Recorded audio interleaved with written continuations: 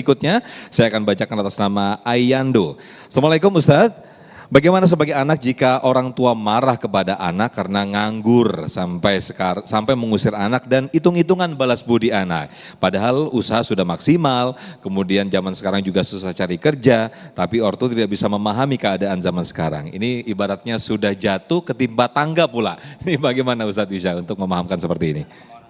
Iya, sampai kapanpun seorang anak tidak akan bisa membalas kebaikan daripada kedua orang tuanya.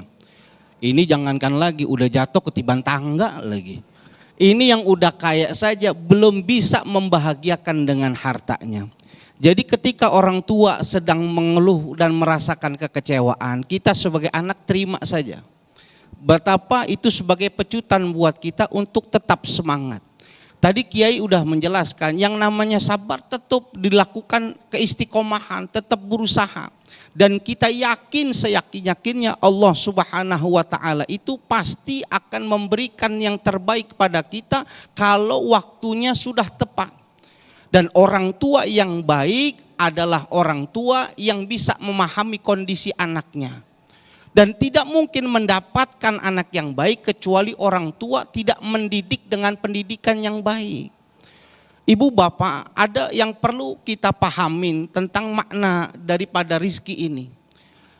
Kita sering salah gitu. Kalau menganggap anak kita nganggur itu sebagai anak yang membawa masalah dan jangan. Kalau Syekh Mutawalli Sya'rawi mengatakan begini. Kalau yang namanya harta adna min darajati rizki. Harta itu rizki yang paling rendah ibu. Jangan selalu membandingkan anak kita dengan rizki orang lain. Kenapa? Bukan cuma orang Islam, orang Kristen juga dapat rizki.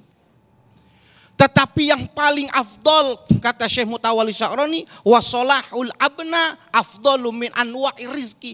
Tetapi ketika kita mendapatkan anak yang soleh, itulah karunia terbesar, rizki yang besar. Jadi ketika anak ini sedang dalam masalah, kita bantu apa yang perlu ayah bantu. Sehingga apa? Anak ini merasa dilindungi dan anak ini akan menjadi anak yang pandai berterima kasih. Yang penting nih anak tadi dijelaskan sama Kiai. Jangan sampai dia tidak mau berikhtiar, usaha dulu. Selesai dia melakukan usaha, dia sudah berikhtiar, ada ibu tingkatan yang paling tinggi di atas tawakal itu adalah tafwid namanya. Tafwid itu menyerahkan diri kepada Allah tanpa ada tendensi apa-apa. Ikhtiar kita lakukan usaha lahiriah. Setelah berikhtiar kita bertawakal. Kalau bertawakal kita masih punya harapan. Ya Allah mudah-mudahan ini padi yang saya tanam ada hasilnya. Tapi kalau tafwid tidak. Dia benar-benar pasrah kepada Allah. Apa yang terjadi dan jawabannya itu yang terbaik. Seorang ulama besar Syekh Abdul Wahab Asy-Sya'rani. Ulama yang luar biasa hebat ibu. Ulama yang cerdasnya luar biasa. Kemasyhurannya tidak diragukan. Tapi punya anak tidak mau ngikutin ngaji ibu. Anaknya nggak mau belajar agama, diajarin nggak bisa. Maka pada titik tertentu setelah sudah ikhtiar mengajak, bertawakal kepada Allah, terakhir dia tafwid, dia pasrah. Wa ufawwidu amri, ya Allah, saya serahkan anak ini entah jadi apa, terbaik menurut engkau, kuserahkan ya Allah. Maka Allah jawab.